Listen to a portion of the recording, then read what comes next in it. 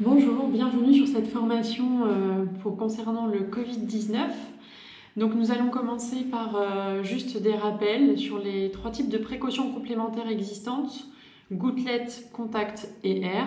Concernant le Covid-19, nous sommes sur des précautions contact et gouttelettes. Pas d'air pour le moment, peut-être que les choses évolueront par la suite. Je vous demanderai d'ailleurs de faire preuve de curiosité professionnelle pour les jours à venir et les semaines à venir.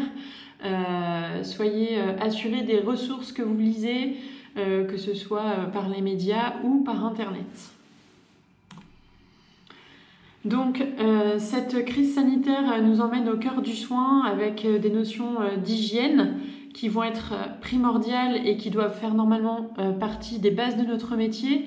Ça va être un moyen de protection autant pour les soignés que les soignants, donc soyez très vigilants.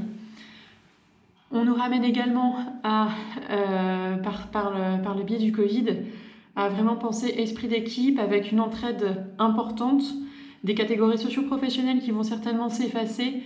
Une infirmière fera peut-être le travail d'une ASH ou d'une ASQ. Un médecin sera peut-être amené à faire des soins de nursing. Nous verrons comment nous nous organiserons en fonction des ressources humaines que nous aurons en temps voulu. Une anticipation qui va être vraiment primordiale, que ce soit au niveau de la gestion des stocks, car je ne vous apprends rien en vous disant que tout est limité concernant les équipements de protection individuelle, aussi tout ce qui concerne les produits utilisés en réanimation. Soyez vigilants, assurez-vous de tout avoir au niveau de votre service avant de prendre en charge les patients Covid+. Des protocoles, l'anticipation dans les protocoles, vous devez vous assurer en retournant dans vos services respectifs que vous êtes très au clair avec chacun des protocoles utilisés. Une anticipation également dans l'organisation au quotidien, puisqu'il faudra vraiment réfléchir les soins d'une autre manière, ne pas revenir en arrière, vraiment être très organisé, avoir le strict minimum dans vos chambres, pas le plus ni le moins.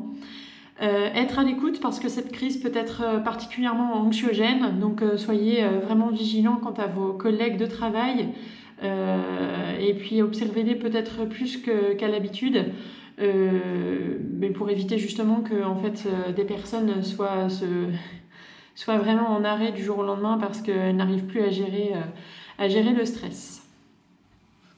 Nous allons passer donc au module hygiène des mains. Je vous rappelle en prérequis qu'il convient d'avoir une tenue propre, des ongles courts, sans vernis et sans bijoux, pas d'alliance, pas de montre, ni de bracelet, ni de collier, ni de boucle d'oreille.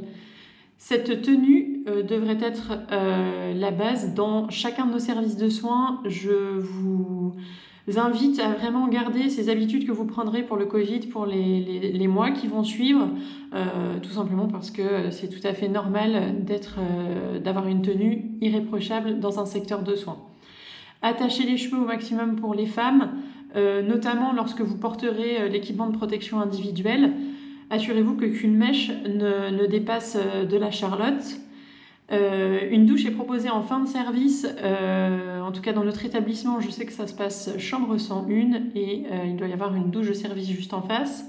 Vous avez aussi des douches côté mater au 1er, 2e étage, ainsi qu'au bloc opératoire, vestiaire homme et vestiaire femme, et également au sous-sol, juste à côté des vestiaires. N'hésitez pas à utiliser ces douches, à ramener vos produits de toilette ainsi que vos serviettes et gants de toilette. Nettoyez-les à 60-70 degrés, ce serait l'idéal pour vraiment avoir une action virucide. Donc l'indication de l'hygiène des mains, c'est la base, avant et après la prise de service, après s'être coiffé, mouché, avant et après être allé au WC, avant de mettre des gants et bien sûr après les avoir retirés.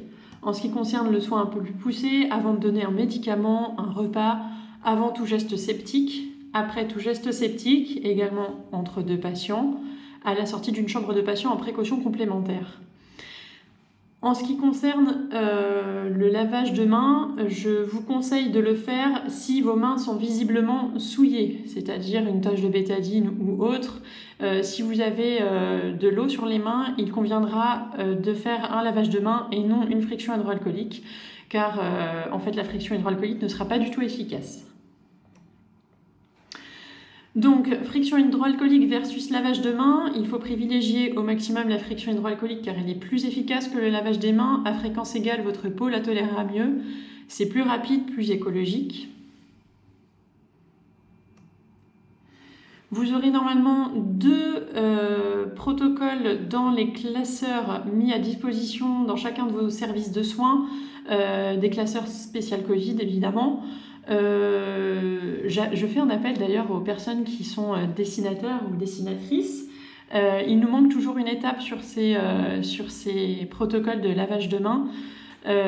Donc vous aurez exactement les mêmes passages aux mêmes endroits sur vos mains, que ce soit un lavage de mains ou une friction hydroalcoolique. Je vais le détailler dans la diapositive suivante. 15 secondes minimum de lavage de mains. Vous verrez par la suite pour la friction hydroalcoolique. En ce qui concerne le lavage des mains, il faudra bien rincer, ne pas laisser un petit peu de savon sur vos mains, ça risque de les abîmer par la suite, et bien sécher, pareil, toujours pour préserver votre peau. Pensez à bien hydrater votre peau le soir en rentrant chez vous. Les 8 étapes importantes pour le lavage des mains. Donc elles sont les mêmes pour la friction hydroalcoolique. Il faut d'abord, donc vous prenez, soit vous vous lavez les mains, vous passez les mains sous l'eau et vous prenez une dose de savon, soit vous prenez une dose de friction hydroalcoolique. Frottez paume contre paume, paume de la main sur dos de la main, doigts entrelacés face à face, espaces interdigitaux, les pouces. Bras de fer chinois, c'est un peu original, je vais demander à ma caméraman de montrer le geste.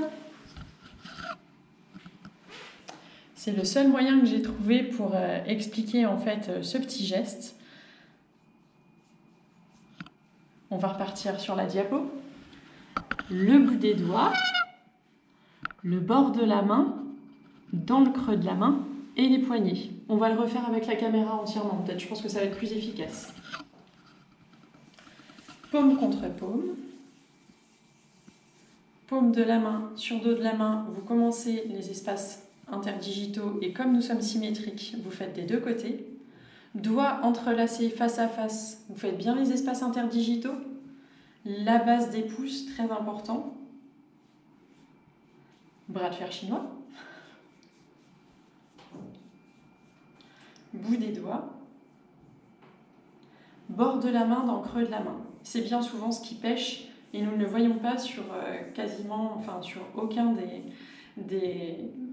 documents que nous avons cherchés. Vous terminez par les poignets. Votre friction hydroalcoolique des mains est terminée. Si vous passez sur le lavage des mains, il faudra bien rincer de façon mécanique, bien sécher en tamponnant vos mains pour éviter de les abîmer. Vous trouverez normalement ce schéma de la friction hydroalcoolique. Donc pour la friction hydroalcoolique, nous sommes sur 30 secondes de temps de friction. Les mains doivent être parfaitement sèches. Si vos mains sont encore humides, votre friction ne sera pas efficace, il vous restera des bactéries sur les mains. J'ai mis le petit numéro 5 tout simplement pour vous souvenir qu'à partir de 5 frictions hydroalcooliques, vous devez obligatoirement passer par un lavage de mains. Votre peau va être saturée en solution hydroalcoolique, ce ne sera plus du tout efficace.